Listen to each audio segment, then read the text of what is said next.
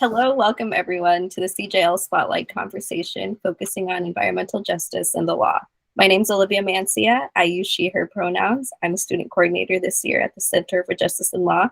And today I'm also joined by Hannah. Would you like to introduce yourself? Hi, my name is Hannah Brauer. I also use she, her pronouns, and I'm also a student coordinator with the CJL. Today, we will be interviewing Professor Paul Bogard about his newly published book titled Solastalgia, an Anthology of Emotion in a Disappearing World. Paul, why don't you introduce yourself and tell us a little bit about yourself and your book? Okay. Thanks, Hannah. Thanks, Olivia. I'm happy to be here. The book is just came out last week on Valentine's Day, and I'm very happy with it. It comes from the University of Virginia Press. I'm in my third year here at Hamlin. I teach, my home is the English department, but I'm also co-program director of environmental studies. So this book is a kind of a good example of how those two fields come together, which is to say that it's a collection of 34 essays by different writers, most of whom are thought of as environmental writers. And we're circling around the subject of solastalgia, which is it's a word that denotes an emotion. It was coined by a guy named Glenn Albrecht from Australia about 20 years ago. He's an environmental philosopher, and he was looking for a word to describe the emotion that so many of us have, which is kind of a mix of sadness about losing the places that we love to climate change and biodiversity loss and other issues. And it's unique. It's different than nostalgia, which is kind of what it sounds like. Nostalgia is missing something in the past, someplace you used to be, that kind of thing. And solastalgia is really missing the place where you still are because everything has changed around you or is changing around you. So it's an emotion that's felt by a lot of people in a lot of places and for different reasons, but certainly when it comes to what we might think of as sort of environmental studies reasons, it's very pertinent. And then to use my kind of English or creative writing lens to how do we write about this feeling? And can we write about it in a way that other people can find inspirational or supportive or that kind of thing. So it's bringing together my interests. Thank you. You kind of already went over one of the questions, which was explaining to us what solastalgia is. But with that question, we did also want to ask, why is this concept meaningful to you? Yeah, so it's meaningful to me because it really identifies an emotion that I've had for a long time. My essay in the collection is called A Road to Solastalgia. It basically tells my story of kind of growing up, noticing, falling in love with the world and noticing changes and how it made me feel. And when I first read about solastalgia, it was probably 10, 12, 13 years ago.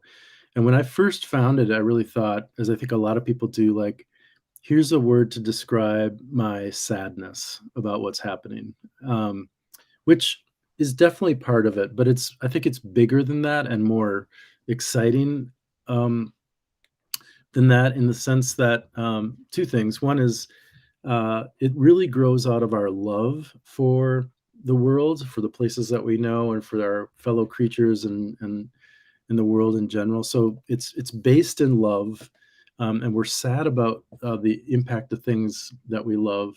And then, as Glenn Albrecht, the guy who coined the phrase, said, he thinks it's an emotion that we can do something about it, right? That we can, if we're feeling solastalgia, it doesn't just mean we're going to be sad for the rest of our life. It's like solastalgia is a word to describe a reaction to what we're seeing. And if we address what we're seeing, we can address our solastalgia, essentially, right? If we can get involved, if we can be active, if we can do good work, we can lessen that feeling of missing the place that we used to be because we're trying to take action and do something. Thank you for that. That really compelling explanation of both what it means and why it's important.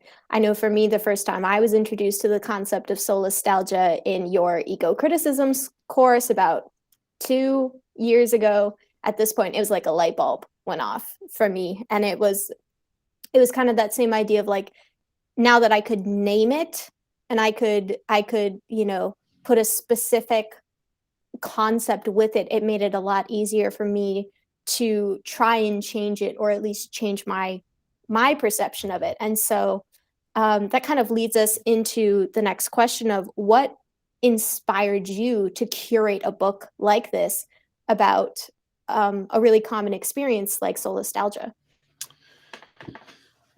Yeah, I think a couple reasons. It's a concept I've been thinking about a lot for several years, and I was working on a manuscript of my own that kind of focused on our emotions as they relate to climate change and biodiversity loss, and that kind of evolved into thinking about being a parent of a young child and how that kind of takes, at least my experience has been, it takes all your emotions about the world, love and joy, but also sadness. It kind of ramps them up. Like it kind of turns the dial. Like you love the world more and you're sadder and all those things.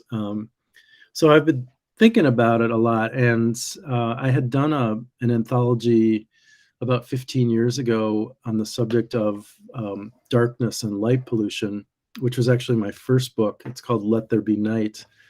And it was a really nice way to kind of produce something, create a book while I was learning about that issue and kind of getting into that issue. And I think that having that book really allowed me to then kind of led into some of the other books that I've done, The End of Night, and that have focused on that issue. And so I kind of thought, well, maybe I can do something similar, create an anthology around solastalgia that would, create a book and be a neat thing on its own, but also allow me to kind of deepen my involvement with this subject of our emotional response to what's happening.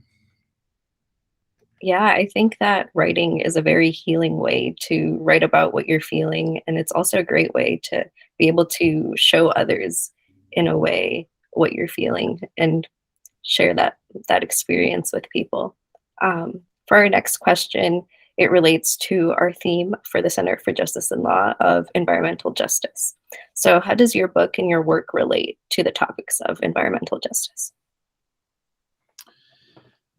Yeah, I think there's a solid connection. I mean, one of the things I'm proud of in terms of the book is just how diverse the group of writers are.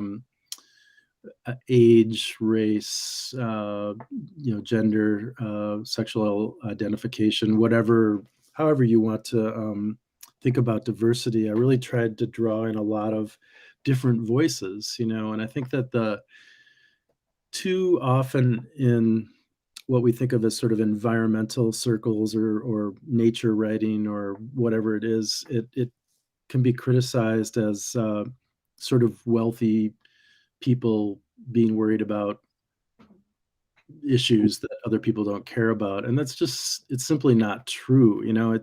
All these things that we're writing about are impacting or will impact all of us, and I think that the way that we, as I was just saying, to address solastalgia, we address the things that are causing solastalgia. Really, to address these, climate change is the obvious big example. We need to see it as an issue of justice, and we need to approach it as an issue of thinking about equity and inclusion and how it's affecting everybody and everything, rather than sort of separating it or pigeonholing it as a quote unquote environmental issue that, again, only sort of wealthy people who have the time to worry about that stuff worry about, because it just isn't that. And so I think a number of the writers in the collection talk about their experience and where they've come from and why they're feeling solastalgia about their experience. And so to have those diverse voices, it's really satisfying to me as the editor. Yeah, absolutely. I think kind of the uplifting and the highlighting of different perspectives, particularly like those perspectives and identities who've been the most harmed by climate change and environmental degradation, but who have also done the least to perpetuate those things. I think it's really important to again, like, uplift them and give them kind of a stage to tell their side of the story. So I think it's a really cool aspect of the book that definitely moves towards that idea of environmental justice. And That's right. kind of going off of that, I'm curious, what was the most meaningful takeaway for you from kind of the curation process? I mean, I just was, it's a joy to get the essays from people and to read them. And there are just a lot of really great pieces from different people and different pieces. So I think solastalgia means different things to different people. And they, as writers, they approach it from different angles.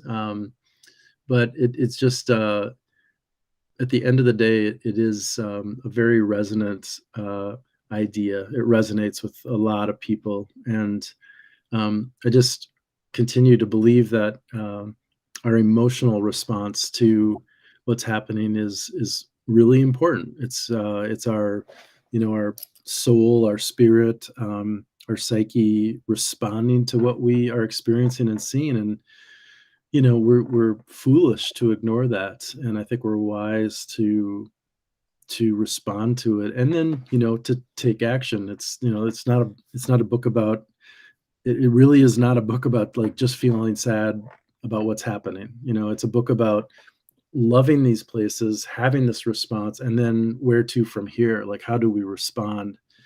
And a lot of the essays really dive into that. Totally.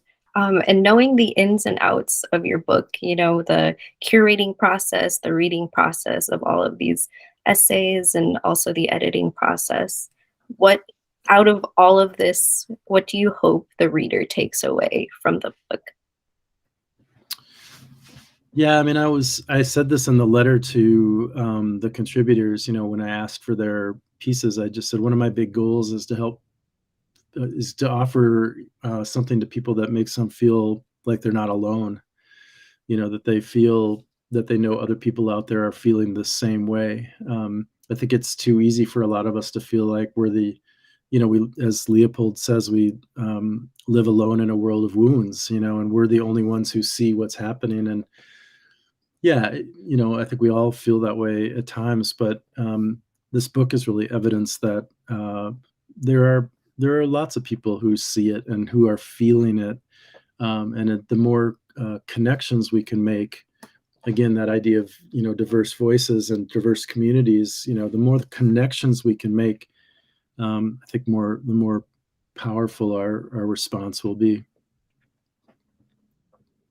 Yeah, absolutely. I think solastalgia is one of those things that it's very personal, but it's also very human and shared by a lot of people, and we just don't know it because, again, we live alone in a world of wounds, and your book really provides a way to feel seen and to feel like you're part of a community that isn't just being sad, like you said, but is actively trying to change the narrative. Mm-hmm. So, Yep. Paul, we both just want to thank you so much for joining us today, for talking about your book. Please remember to join the Center for Justice and Law on March 2nd at 6 p.m. for the official book launch of Solastalgia, an Anthology of Emotion in a Disappearing World. Dinner will be provided, so please register ahead of time. You can do that via the QR code on the poster, or there is also a registration link which can be found in the description of this video. Thank you. Great. Thank you. Thanks, Paul. Okay. Bye, guys.